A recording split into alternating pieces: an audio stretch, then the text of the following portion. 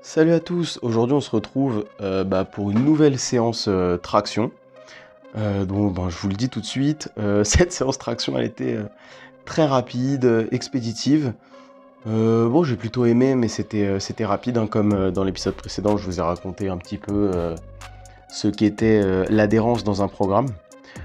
Sachant que les tractions c'est vraiment un objectif secondaire. Là en ce moment je suis pas à 1000% dedans. Donc j'y vais, je fais mes tractions et puis dès que j'en ai marre, j'arrête. Donc aujourd'hui, le format c'était le même que la semaine dernière. J'ai fait 50 tractions et je les ai fait environ 8 minutes. De toute façon, vous allez voir. Donc là, je me suis un petit peu plus grouillé. Je me suis dit, bon, vas-y, mets un petit peu d'intensité. On va essayer de les faire en moins de 10 minutes quand même. Parce que la semaine dernière, il me semble que je les avais fait en moins de 10 minutes. Donc là, je les ai fait en 8 minutes. Je crois 7 minutes 57, un truc comme ça. C'est vraiment pas ouf, hein. Franchement, c'est vraiment pas extraordinaire, mais en fait, je me dis, là, comme je suis moins dedans, j'ai moins l'objectif de taper des grosses perfs aux tractions. J'ai moins la motivation, en fait, de faire des tractions dans ma petite salle, là, dans mon home gym, que pour le coup, faire des squats, du bench et du développé couché dans la salle, ça, en vrai, ça va, je kiffe. Même les SBD, j'adore ça, donc pour le moment, tout va bien. Là, en plus, il y a un Honor qui a ouvert en bas de chez moi. Donc avant c'était un fitness park, mais je vais aller à ce Honor et je pense que je ferai donc pareil les séances traction, mais je les ferai là-bas et ça se transformera un petit peu en grosse séance dos, biceps, c'est un truc sympa. Donc toujours avec les tractions en début de séance, mais je pense que je ferai une bonne séance dos. En plus il y a du monde là-bas, il y a des gens autour de moi, donc ça va être plutôt cool parce que en fait dans ma tête, mon sport initial c'est vraiment la force athlétique. Donc vraiment squat, bench, deadlift, ça c'est un truc que je peux faire sans que ça me fasse trop chier. La plupart du temps je kiffe, après ça peut m'arriver évidemment que ça me gonfle. Mais bon, on garde les objectifs clairs en tête. Donc encore squat, bench, deadlift, ça va. Après aller chez moi pour faire des tractions, c'est moins on va dire attractif quoi. Et aussi honnêtement, je fais aussi cette série de tractions, enfin cette série de vidéos sur les tractions. Déjà parce que j'aime bien faire des tractions, donc ça je vous en avais déjà parlé. Donc je fais des tractions, mais c'est aussi pour pouvoir parler, là comme je le fais maintenant, d'un petit peu ce qui me passe par la tête, de ce que je vois en ce moment sur les réseaux, etc. Et là, je vois en ce moment, donc la règle au développé couché a été modifiée. Vraiment très peu pour le coup, hein, la plupart des gens n'en sont vraiment pas impactés. Mais ce que j'ai remarqué, c'est que beaucoup de gens s'offusquent en fait de cette règle et du fait que en fait en force athlétique on ponte. Et je pense qu'en fait il y a juste un problème de compréhension du sport en lui-même. Et je pense que souvent ceux qui critiquent cette règle, comme quoi faudrait pas ponter parce que c'est pas de la vraie force ou je ne sais quoi, c'est des pratiquants de musculation. Et le problème avec ça, c'est qu'ils comparent leur développé couché à eux avec un développé couché de force athlétique. Et j'ai vu dans plein de vidéos TikTok que les mecs s'offusquent parce que, en fait, le mec, quand il fait son développé couché de force athlétique, donc en pontant, il utilise pas ses pecs ou je sais pas quoi. Bon, de toute façon, hein, c'est les muscles moteurs, donc forcément, les pecs sont utilisés, hein, vous pouvez ponter autant que vous voulez. Vos pecs, vos triceps, vos épaules vont être utilisés.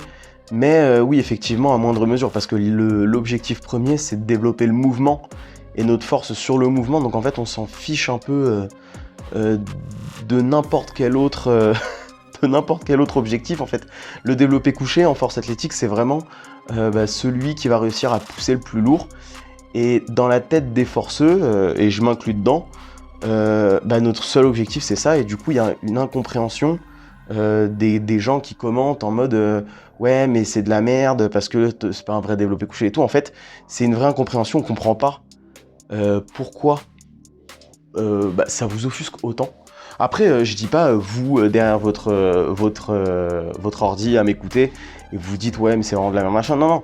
En fait, j'essaie vraiment de comprendre et je pense que ça vient juste du fait que les gens qui font de la musculation, qui font du développé couché, ils le font eux pour prendre des pecs et nous pour améliorer le mouvement et être performant dessus. Donc en fait, comme les objectifs sont extrêmement différents, c'est sûr qu'il y a une dissonance entre les deux. Et je comprends pas trop cette, cette violence, en fait, il y a vraiment une violence dans certains commentaires que j'ai pu lire, où vraiment, c'est assez... c'est vraiment, genre, c'est de la merde ce que tu fais, alors que les mecs, genre, ça peut être sur des champions du monde, sous des vidéos de mecs qui ont fait des records du monde, donc ça, je comprends pas trop. Enfin bref, c'est quelque chose que je voulais en parler, et en plus de ça, on est un petit peu tous dans le même bateau. Oh, waouh, c'est le... On est un petit peu tous dans le même bateau parce qu'en fait, on est là, on fait de la muscu ou de la force. En fait, en vrai, on fait du sport, on fait de l'activité physique. On a tous envie d'être mieux dans son corps, de performer si on a envie, d'avoir pourquoi pas un meilleur physique pour certains, des meilleurs perfs pour d'autres. En fait, on est tous dans le même côté de la santé, entre guillemets bien sûr, parce que c'est pas forcément un sport santé, mais on est tous dans le même côté à se dire on a de la discipline, on a de l'acharnement, on réfléchit sur ce qu'on fait, on réfléchit sur nos entraînements, et en fait on se tire dessus entre nous. Donc ça, c'est vraiment un phénomène qui m'a un petit peu interpellé là ces derniers jours, puisque la règle va passer là à mon avis début janvier, si je dis pas de bêtises.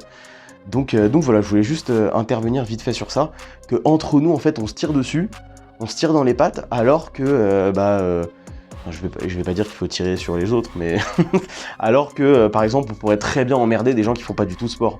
On pourrait très bien aller leur dire ouais, qu'est-ce que tu fous machin dans ton canapé, rien foutre machin.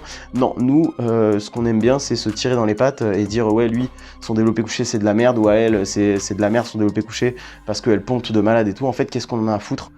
Vaut mieux rester focus sur soi-même, et je comprends pas trop en fait de regarder les perfs des autres et de se dire ces perfs c'est de la merde, il faudrait qu'elles fassent comme moi, ou il faudrait qu'ils fassent comme moi, développé couché, dos à plat. Alors qu'en fait c'est un vrai gros débat. Vous avez des athlètes qui peuvent vraiment pas ponter.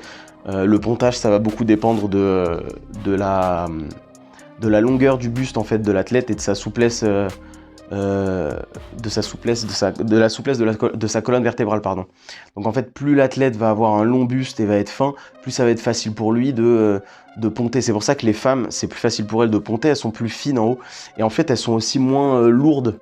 Donc en général, quand en fait, essayer de mouvoir 50 ou 60 kg dans l'espace, c'est différent d'essayer de mouvoir 80 kg dans l'espace.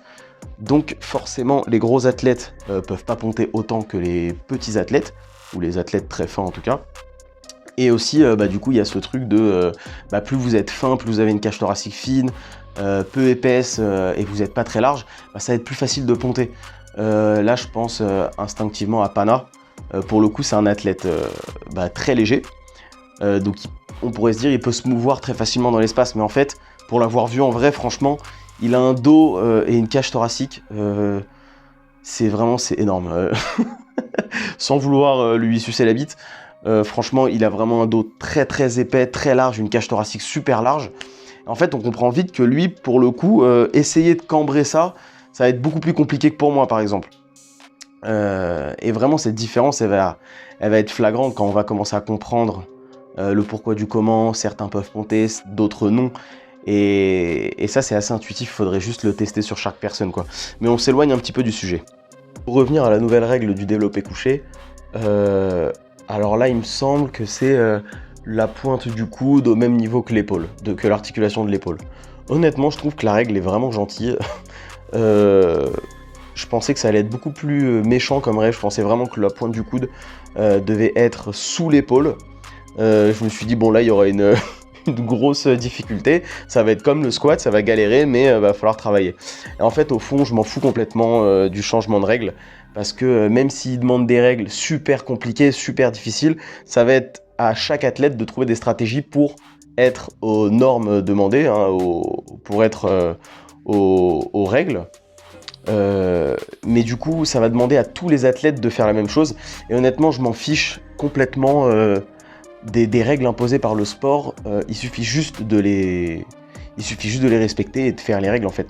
Et faut pas cracher sur les gens qui profitent des règles pour être plus performants. Je le fais aussi. Et en fait, dans tous les sports, absolument tous les sports, les gens font ça en fait. Les athlètes font tous ça.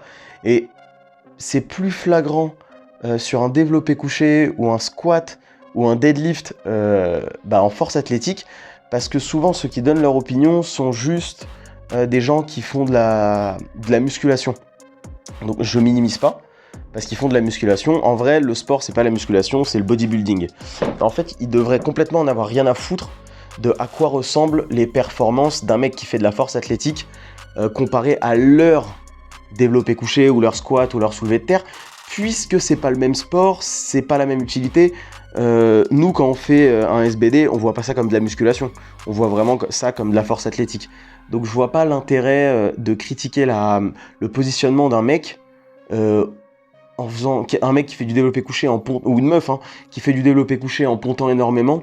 Et en fait, quand vous faites ça, vous vous comparez à la personne, alors qu'en fait, il n'y a aucune comparaison possible. C'est comme si moi, je me dis, genre, je cours 100 mètres, et je compare avec Usain Bolt, et je me dis, ouais, mais lui, regarde ses chaussures, si j'avais d'autres chaussures, putain, je courrais plus vite, ou alors, regarde, moi, je cours sur le béton, lui, il court sur... Mais en fait, ça n'a rien à voir. Vous faites pas du tout le même sport, et encore là, j'ai fait comme si je sprintais sur 100 mètres, c'est même assez proche du sport de Usain Bolt. C'est juste qu'en fait, c'est tellement éloigné dans la manière de faire, la manière dont ces athlètes-là, les sprinters, ils optimisent leur levier, ils optimisent leur course, leur foulée. En fait, il y a toute cette réflexion derrière, sauf que comme on voit un mec courir, on se dit, il est juste en train de courir. Alors que c'est pareil pour les gens qui font de la force athlétique, ils optimisent des choses en fait, que visuellement, on n'a pas conscience. Donc c'est pour ça qu'il faut avoir, ce recul sur ce qu'on voit sur les réseaux, etc.